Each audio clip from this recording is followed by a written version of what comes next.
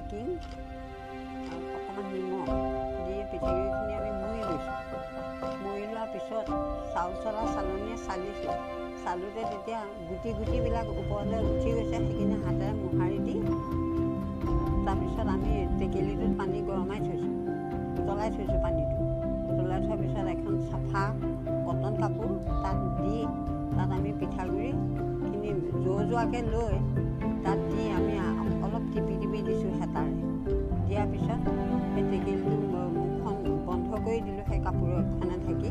তাত এটা কুৰুকা, নাৰিকলৰ কুৰুকাটোৱে ঢাকি দিছোঁ। ঢাকি দিয়া অলপ দেৰি পিছত পানীটো তলত উতলি যেতিয়া ভাপটো পিঠাটোত লাগিছে, পিঠাটো সিজি গৈছে, এইটো ভাপত সিজা পিঠা। তাৰপিছত আমি নমাই আনিছোঁ, আনি কাপোৰখনৰ পৰা খুলি দিছোঁ আৰু তলতে খৰি